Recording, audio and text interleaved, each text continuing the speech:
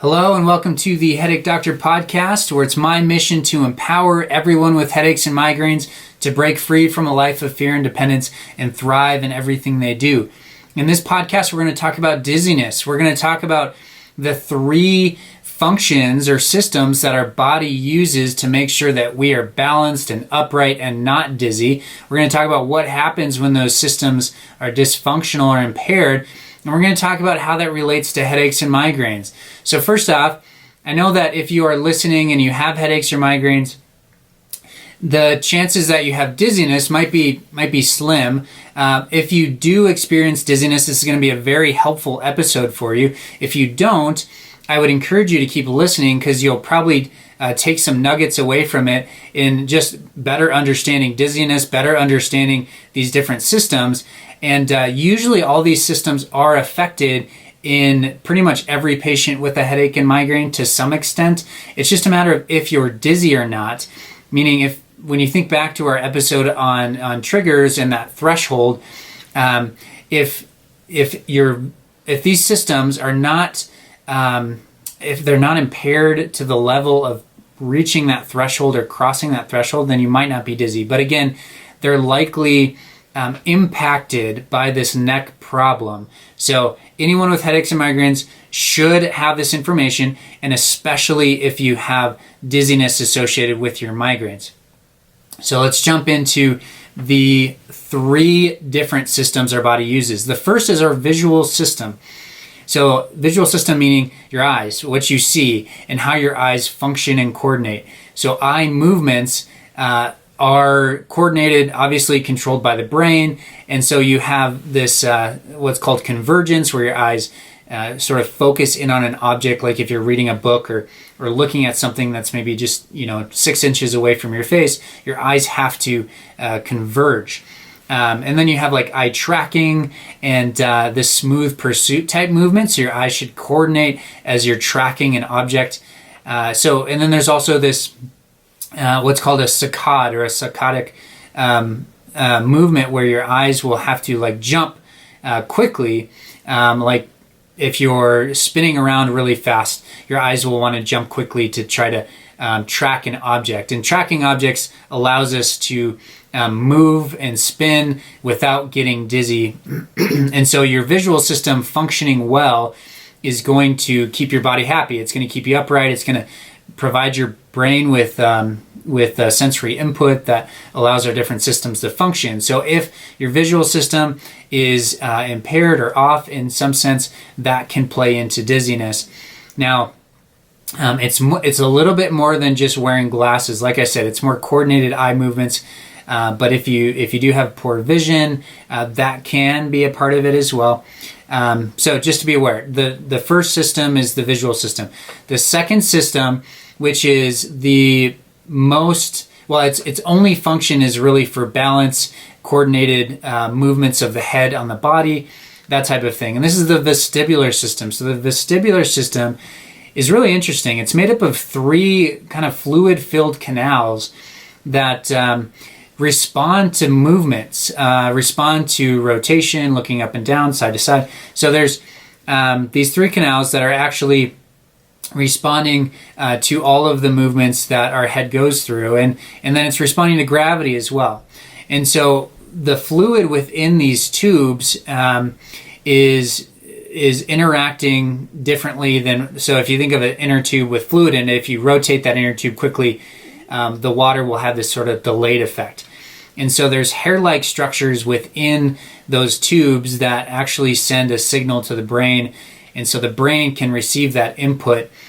Now, the reason that would be faulty is, the most common reason it would be faulty is when there's this little crystal called otoconia, and basically it will become dislodged from its original position or function, and it'll kind of find its place in a different spot in that canal, and it'll disrupt that fluid flow. And as it disrupts the flow of fluid, it'll send a signal like you're spinning, and that's when people get this severe dizziness where they have to like hold on, and that's called Bppv. benign paroxysmal positional vertigo. It's gravity dependent, it has to do with head turns, and it's an intense dizziness that usually lasts less than 60 seconds. Usually it's 15 to 30 seconds, something like that. So that's the vestibular system, and its primary function is to keep us upright, balanced, that sort of thing. Our third system that we use is called our proprioceptive system. This one's maybe a little bit harder to understand, but basically our muscles are constantly giving feedback to our brain as far as how contract or relaxed or stretched or overstretched, what the state of the muscle is. And then our brain is able to use that input to know where our limbs or our body is in relationship to space. That's why you don't have to look at your hand or your arm when you reach in the back seat of your car. That's why you don't have to look at your feet every time you take a step down the road. It's because our proprioceptive system, basically our muscles, are telling our brain what state they're in, and then our brain uses that information to know where our body is in relationship to space. Now, this system, the proprioceptive system, comes into play with headaches and migraines and the neck problem we've talked about. So the neck issue, this restricted movement, affects the muscles. So when your upper cervical spine, when your neck is trying to move, when these joints are trying to move but they don't, the joint itself is stuck, the muscles are attempting, they're pulling, they're trying to get this joint to move, but it's not happening. And so the muscle is fatiguing, it develops a trigger point. And so part of it is this muscle, the signal from the muscle itself can be sort of faulty or dysfunctional because of just this tension and lack of movement.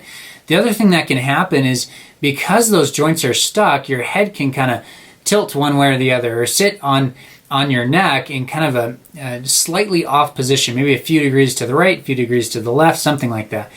And so if your head is sitting on your neck, it just tilted a couple degrees off, your visual system is going to try to put everything on this horizontal plane. And so your visual system has to work harder to adjust your eyes so that everything's on this horizontal plane if your head's always tilted. And so your visual system then has this increased stress through it because those little eyeball muscles are having to work really hard. And so both those systems are stressed out, and that can lead to dizziness. So the neck itself, that tension in the neck is going to result, or can result, in what's called cervicogenic dizziness. Now this is, again, overlooked, kind of misunderstood, but basically it's a dizziness that comes from the neck.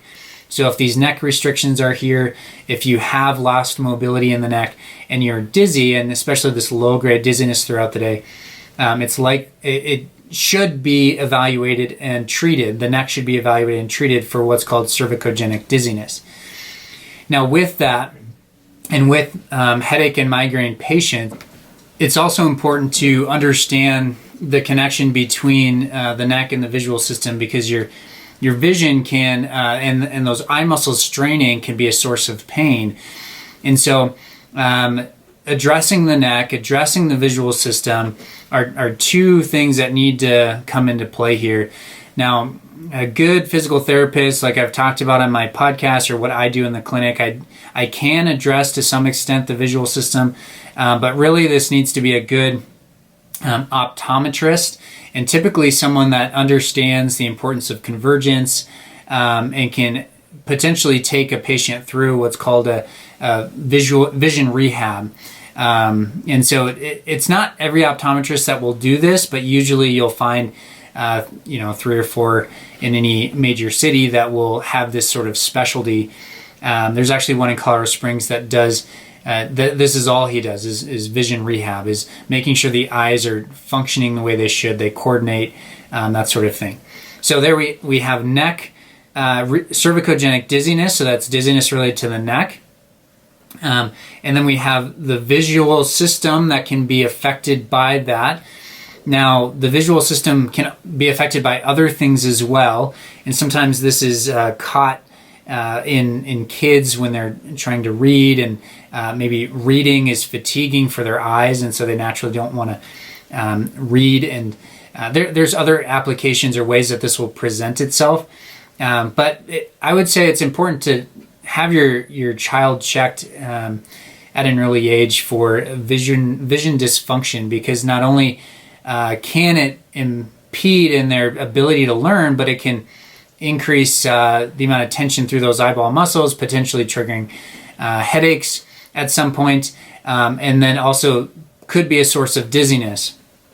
Now, again, the source of dizziness, or the type of dizziness that typically presents, is this low-grade dizziness throughout the day. And that's where I usually think, okay, is it vision related? Is it neck related?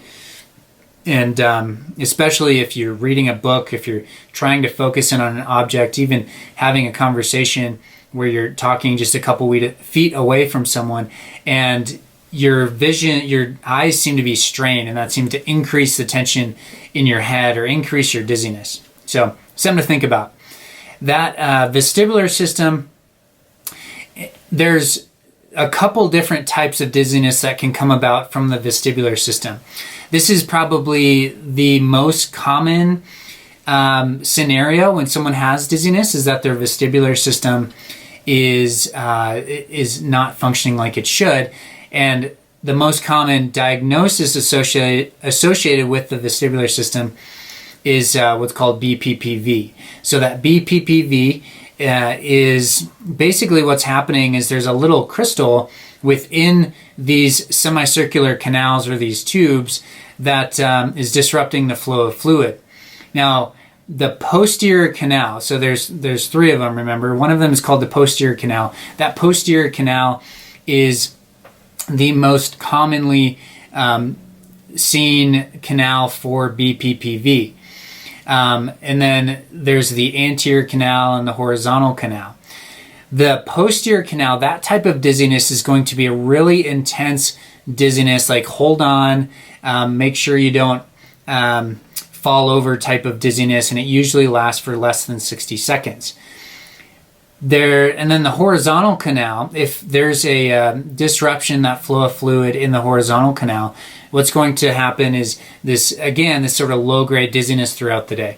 The horizontal canal is harder to diagnose, because typically the testing is a little bit trickier to flesh out the horizontal canal. And then, of course, there's the anterior canal, which typically, again, is this real severe dizziness that lasts less than a minute. And that can be treated with these sort of gravity-dependent exercises and evaluated relatively easily if it's an inner ear problem. If it's a neck problem, the neck needs to be addressed, just like I do headaches and migraines. And then, of course, the visual system needs to be looked at as well. And so headaches and migraines can be very complicated because these three systems are kind of all affected. And especially if you have dizziness, this needs to be something that you have evaluated and treated properly. So I hope this helps. Again, not just people with what would be vestibular migraines or dizziness with their migraines, but anyone with headaches and migraines needs to understand these three systems and how they interact. Again, this is the Headache Doctor podcast, where it's my mission to empower everyone with headaches and migraines to break free from a life of fear and dependence and thrive in everything they do. And I want you to book a free discovery visit if you're in Colorado Springs, and continue listening, share it.